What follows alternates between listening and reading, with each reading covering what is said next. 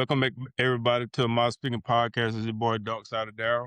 Got my homeboy on the other side. Let him introduce himself. What's up, man? It's boy Mike, aka Booby Choke yourself. Yeah, man, we may not always be right. We may not always be wrong. But you always gonna get our Moss opinion what we speaking on. Yeah, with that being said, man, we're going to get right into it, man. We're going to get to the best R&B or best music collaborations. We're going to give you 5 that we think are the best ones. Mike going to give you his 5. I'm going to give you my 5. And then y'all can comment down below, if it's not in what we said, put your comment down below who your top 5 or who you think has the best R&B collaboration ever. With that being said, man, I'm And going you to ain't go ahead. gotta hold up before we say it, you ain't gotta do R&B. You can do hip. This music, this That's collaboration. you. You can do whatever. Hey, I'm gonna do more on the R&B side. I think with collaboration or duets, I'm thinking like male or female. So I'm just strictly keeping it on that side. You know what I'm saying? Okay. But I'm gonna go ahead and let you go ahead and go. You go first. Why I got to go first? It don't matter. Or we can go 1 for 1. You go 1, I go 1. Okay, well you go first then. All right. I'm going in no particular order. You know what I'm saying? I'm gonna go with "Close I Get to You," Roberta Flack, Donna Hathaway. Dang. Okay. I mean, if you pick that, Now, you can pick that too. hey, no, it wasn't mine, but like I said, I can switch up. Go So ahead. instead of that, I'm gonna do an old school classic. Go ahead. Lisa Coat Jam and Full Force. All cried out.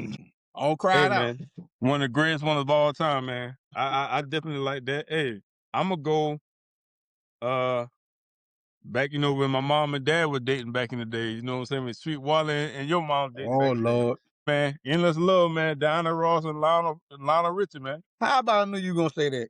Hey, man. Well, since we going back in the days, I'm gonna go back in the early '80s. I'm gonna give you Luther Vandross and Cheryl Lynn. I'm sorry. If the world was mine. Classic. Yeah. Classic. Yes. Classic. Yes. Classic. I'm gonna go, and since you said that, I'm gonna get one in our era when we was coming up, when we was still, trying to get our little thing on, you know what I'm saying? We in high school, maybe we trying to go out to the club, maybe we just graduating, out of high school, just trying to get our little thing together. Hey man, one of the best ones ever do it, man. Keith Sweat and Jackie McGee, Make It Last Forever. Man, Yeah. that's a Yeah. all-time classic. Yeah. And that I don't even have that on my list. Yeah. Wow. Yeah. Make It Last Well, Forever, man. I tell you what I'm gonna do then. I'm gonna give you one of my favorites. Everybody know me. Go ahead. It's a sentiment in my heart. Boys and Men, Mariah Carey, One Sweet Day. I'm sorry. Okay. That right there broke the record for everything. So that I gotta go that one. Hey man, I'm gonna give you this one right here, and it's gonna be a double. It's gonna be a double whopper. That means you're gonna have 2 patties. That means it's a 2-part one, and it's gonna be the original and the remix, or both of them banging. I already kind of know where Hey you're going man, with this. My First Love, man, Angela Winbush and Renee and Angela, and then the remix, not really a remix, but My First Love, Avant and Kiki White. Hey, you can't go wrong. Can't go Hey, wrong. I think about 20 people done redid that one. So, hey, I'm gonna give you a modern day version song as an R&B classic that every time I hear it, I'm like, man, and this is a modern day version. RL and Deborah Cox, You Can't Be Friends. That one was definitely a banger. Definitely a banger. That was in our time. So, but hey, man, I'm going to go ahead and put the cherry on top, man. This is the greatest of all time. I don't care what nobody says. You can say what you want. Hey, man, you can tell your mama, you can tell your daddy. Hey, man, go tell it to somebody else, man. Fire and Desire, Rick James and Tina Marie. Hey, go ahead and close the door. Ain't nothing topping that. Nothing.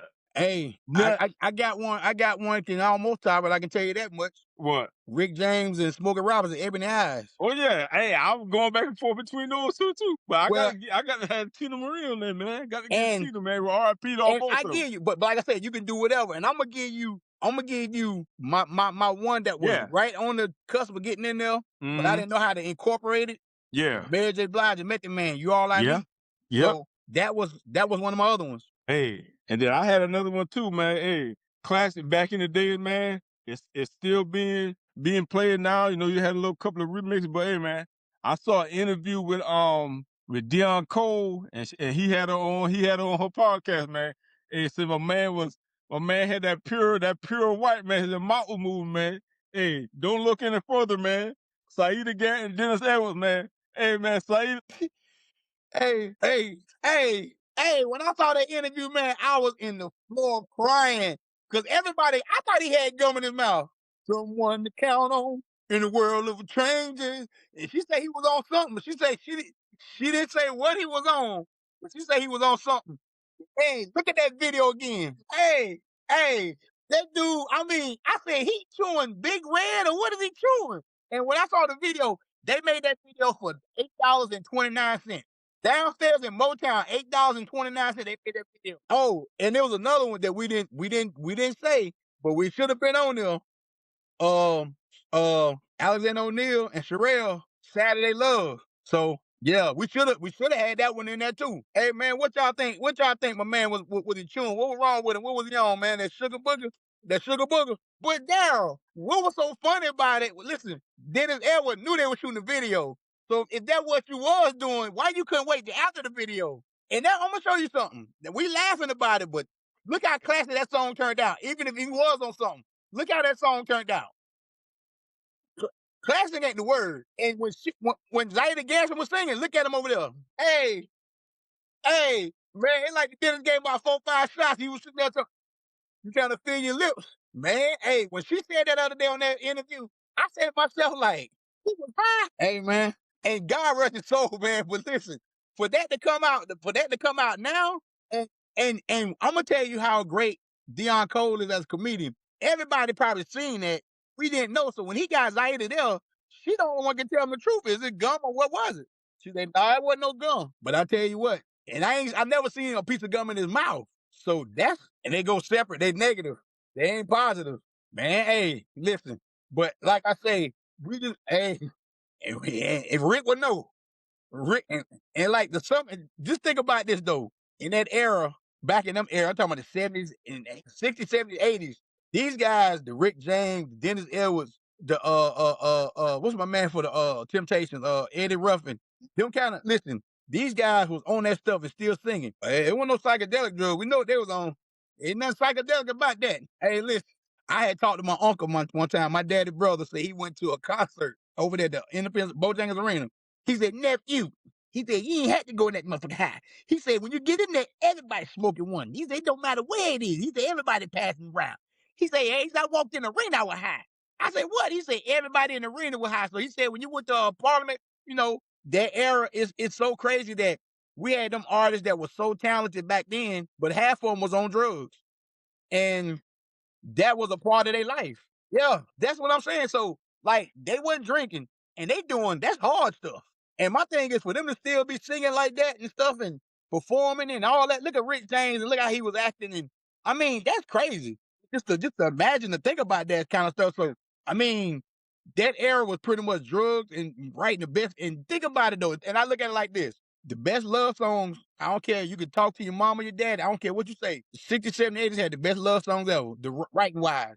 When you got toward the Jodeci and Boys Man in the 90s, they had some hits too. Don't get it twisted. But you go back and you still listen to the Ronald Isleys still playing, the Manhattans, the OJs, the Spinners. You still listen to Enchantments. You listen to, yeah, so yeah, but but that's the thing. What you hit the nail on the coffin. A lot of them guys back then was writing. I don't think they even knew. They probably said themselves when they was in there writing like this gonna be a hit. But you still playing it 30, 40, 50 years from back then. That's what I tell you. That's how you know you got a hit. When you still playing songs from back then to now. Let Between the Sheets come on the radio. Let some of them songs come on. Watch how you act. You turn like he took Beat It. Like he took Beat It when they were going through them gangs and stuff, and he had them others in. I was like, that's crazy. But before we yeah, and it was real. It was real because Mike was going through some real stuff. So, but before we end this, man, I want to say this to one of the greatest crooners of all time. P-Bo Bryson had a stroke, and they say he's going. He's fighting for it. And like I say, I think everybody need to pray because, like I say, we talking about music. That's one of the greatest voices that you could ever hear. Him and Jeffrey Osborne, them kind of people like that who just flat out sing. So, when you get on your knees at night to say your prayer, say a prayer for Jeffrey Osborne. I mean, not Jeffrey, for P-Bo Bryson, man. So, but like I say, make sure y'all hit that like, subscribe, comment button. We gonna let y'all know tomorrow night. We normally don't do this, but tomorrow night is the NBA Finals Game 1. We will be going live right after the game to give you our analysis of the game 1. So we really don't do back-to-back episodes But we wanted to come on here today to give y'all a music episode to carry y'all over to tomorrow night. So if this is an episode for people who want to watch music, get on there, tell their friends, hey, these boys talking about some good music. Tomorrow night, we want to hear the sports. We're going to be on there tomorrow night, give y'all announcements about game 1 in San Antonio tomorrow night. Hey, man, I think you said it all, man. Listen, thank you to all the new subscribers. We had a bunch last week. And like I say, my partner said a long time ago, this ain't a sprint, it's a marathon. We're going to make this podcast. We're not going to be one of the ones that going to be here today and gone tomorrow. We kept telling y'all that. So we had to take our lumps. We got robbed. We got stolen. Money taken from us. We done got all kind of stuff, but we still here. And we still going at it. We still going strong. Hey, peace out.